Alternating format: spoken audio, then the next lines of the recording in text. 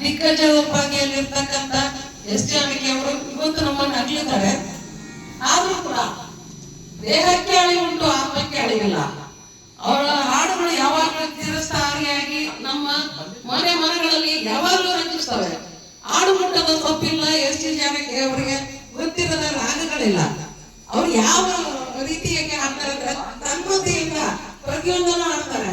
ಯಾವುದಕ್ಕೋಸ್ಕರ ಯಾಕೆ ಕೂಡ ಕಡಿಮೆ ಇಲ್ಲ ಅಂತ ಹೇಳ್ಬೋದು. ಏನೆಲ್ಲ ಮಾತಾಡ್ಬೇಕಂದ್ರೆ ಸಹೋದರ ಆಗ್ಲೇ ಎಲ್ಲ ಹೇಳಿ ಬಿಡಿಸಿದ್ದಾರೆ, ಅದರಲ್ಲಿ ಒಂದು ಮಾತಿಲ್ಲ. ಆದ್ರೂ ಕೂಡ ಇವ್ರ ಬಗ್ಗೆ ಹೇಳ್ಬೇಕಂದ್ರೆ ಅಭಿಮಾನಿ ನಮ್ಮ ಎಸ್ ಪಿ ಬಾಲಸುಬ್ರಹ್ಮಣ್ಯ ಹಾಗೆ ಎಸ್ ಜಾನಕಿ ಅವರಿಗೆ ಯಾರು ಸರಿಸಾಟಿ ಆಗ್ಲಿಕ್ಕೆ ಸಾಧ್ಯನೇ ಇಲ್ಲ. ಅವರ ಹಾಡುಗಳು ಇದು ಸಂಗೀತ ಮುಖಾಂತರ ಯಾವ ರೀತಿಯಾಗಿರುತ್ತಂದ್ರೆ ಮನಸ್ಸನ್ನ ತನ್ನದಾಗಿರ್ತಕ್ಕಂಥ ಒಂದು ಗಾರುಡಿಗಳ ಬಾದಿಯಲ್ಲಿ ಅದು ಏನ್ ಮಾಡುತ್ತೆ, ತನ್ನಡೆಗೆ ಸೆಳೆಸ್ಕೊಡುತ್ತೆ. ಎಂತ ಚಿಂತೆಯಲ್ಲಿ ಏನೇ ಇರ್ಲಿ ಇದ್ರೂ ಕೂಡ ಅದು ಏನ್ ಮಾಡುತ್ತಂದ್ರೆ ತನ್ನಡೆಗೆ ಸೆಳೆಸ್ಕೊಂಡು ಎಲ್ಲ ಭಕ್ತ ಅಥವಾ ಆತ್ಮಾನಂದವನ್ನ ಕೊಡ್ತಕ್ಕಂಥ ಒಂದು ಕಾರ್ಯವನ್ನ ಇದು ಮಾಡುತ್ತೆ. ಇದು ಇನ್ನೂ ಒಂದು ಸಂತೋಷ ಪಡ್ತಕ್ಕಂಥ ವಿಚಾರ. ನಮ್ಮೆಲ್ಲ ಸಂತೋಷವನ್ನು ಹಂಚ್ಕೊಳ್ಳಕ್ಕೆ ಇಲ್ಲಿ ಈ ಒಂದು ಸ್ಟುಡಿಯೋ ಆಗಿರ್ತಕ್ಕಂಥದ್ದು ಇನ್ನೂ ನಮ್ಗೆ ಬಹಳ ಸಂತೋಷ ಅಂತ ಹೇಳ್ಬೋದು. ಎಲ್ರು ಬರ್ತೀವಿ, ನಮ್ಗೆ ಏನ ಇದಾಗತ್ತೆ ಇಲ್ಲೆಲ್ಲರೂ ಹಚ್ಕೊತೀವಿ.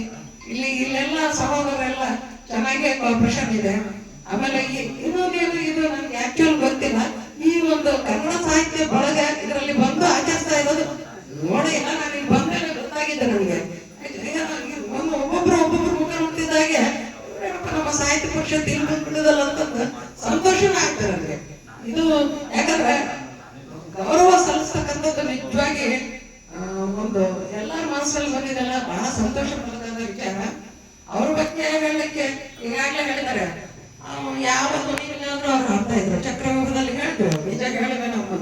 ಆಮೇಲೆ ನೀವು ನಮ್ಮ ಹಳೆಯ ಹಾಡುಗಳು ಕೂಡ ಈ ನಡೆಯುವ ಹಾದಿಯಲ್ಲಿ ಯಾವುದೇ ತಗೊಂಡ್ರು ಕೂಡ ಅದು ಏನಂದ್ರೂ ಸಂತೋಷ ಕೊಡುತ್ತೆ.